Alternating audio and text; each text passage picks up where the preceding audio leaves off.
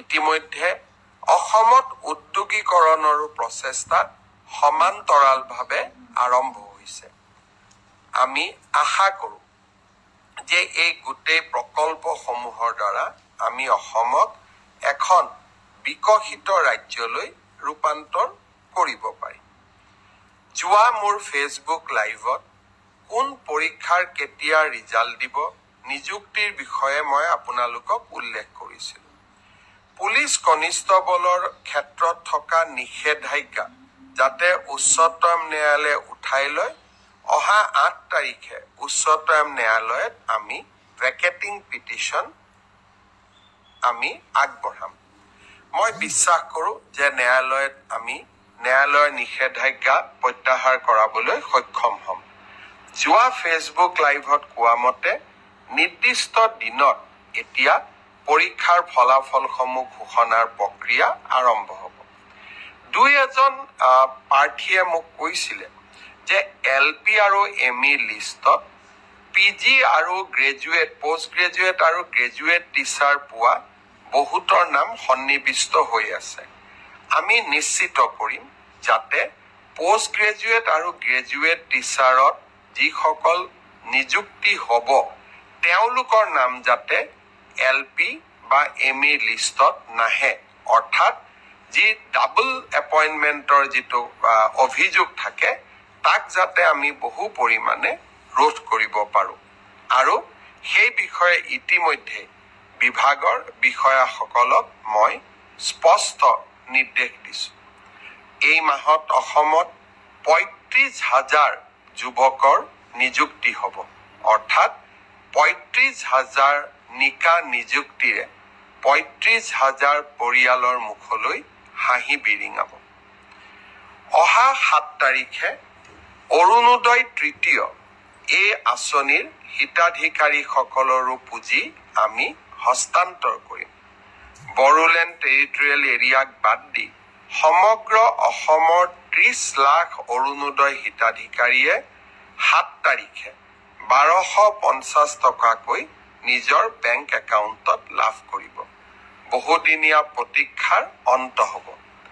আমি ইয়াৰ পিছত আৰু এটা আঁচনি হাতত লৈছোঁ অৰুণোদয় হিতাধিকাৰী পৰিয়ালৰ বাবে, যে তেখেতসকলে যেতিয়াই গেছৰ নতুন চিলিণ্ডাৰ কিনিব তেতিয়াই আমি তেওঁলোকক ২৫০ টকা ৰাজ সাহায্য দিম।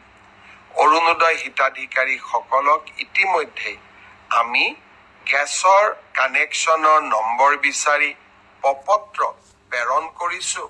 আপোনালোকে সেই প্ৰপত্ৰ পূৰ্ণ কৰি আমাক সোনকালে উভতাই দিয়ক। প্ৰতিশ্ৰুতি অনুসৰি অহা ১ নৱেম্বৰৰ পৰা আমাৰ ৰেচন দোকানসমূহত বিনামূলীয়া চাউলৰ লগতে আমি দালি, নিমখ আৰু চেনিও কম মূল্যত বিতৰণ কৰা আৰম্ভ কৰিম। ইয়াৰ সমান্তৰালভাৱে মহিলা উদ্যমিতা আঁচনিৰো পুঁজি বিতৰণৰ কাম চলি আছে। অহাকালি মই বিশ্বনাথ চাৰিআলিত যাম আৰু মহিলা উদ্যমিতা আঁচনিৰ পুঁজি বিতৰণ কৰিম। ঠিক সেইধৰণে তিনিচুকীয়া আৰু ডিব্ৰুগড়, জোনাই এই তিনিওটা সমষ্টিতে মই এই 10 তাৰিখৰ ভিতৰত যোৱাৰ বাবে পৰিকল্পনা কৰিছোঁ, যাতে বিশ্বনাথ, তিনিচুকীয়া, ডিব্ৰুগড় আৰু জোনাই এই চাৰিওটা সমষ্টিতে মহিলা উদ্যমিতা আঁচনিৰ পুঁজি 10 তাৰিখৰ আগতে আমি বিতৰণ কৰিব পাৰোঁ। সমান্তৰালভাৱে আমি আন সমষ্টিসমূহতো এনেকৈ মহিলা উদ্যমিতা আঁচনিৰ পুঁজি বিতৰণৰ কাম আমি হাতত ল'ম। শ্ৰদ্ধাৰ ৰাইজ, অসমৰ চাৰিওফালে উন্নয়ন আৰু বিকাশৰ এটা নতুন বাতাবৰণ সৃষ্টি হৈছে।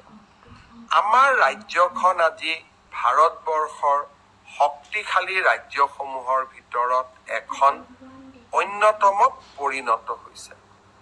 কিন্তু আমাৰ ৰাজ্যখনৰ এই বিকাশৰ গতিয়ে কিছু মানুহক যেন ঈৰ্ষান্বিত কৰি তুলিছে।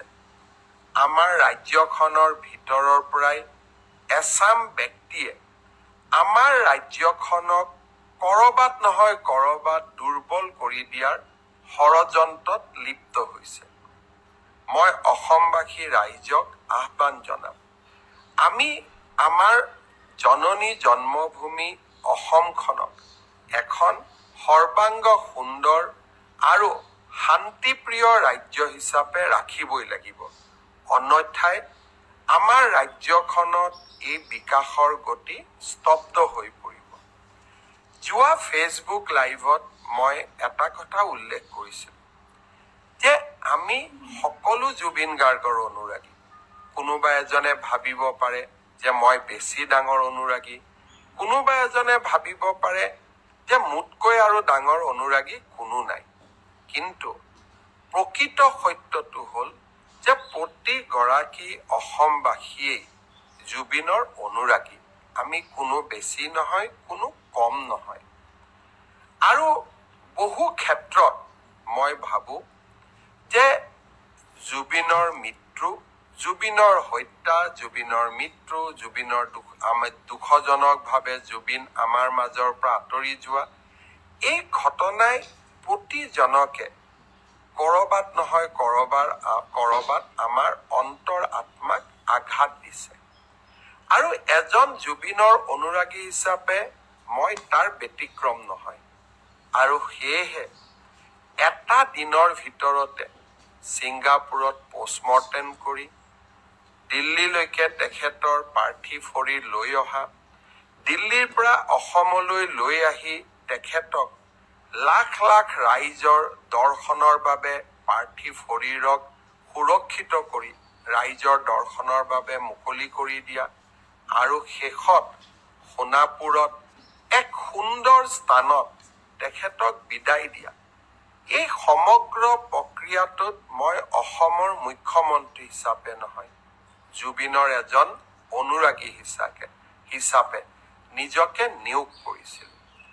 যোৱা ফেচবুক লাইভত মই ৰাইজক প্ৰতিশ্ৰুতি দিছিলোঁ যে জুবিনক ন্যায় দিয়াৰ দায়িত্ব ৰাজ্য চৰকাৰৰ, আৰু ৰাজ্য চৰকাৰে সেই দায়িত্ব নিষ্ঠাৰে সৈতে পালন কৰিব।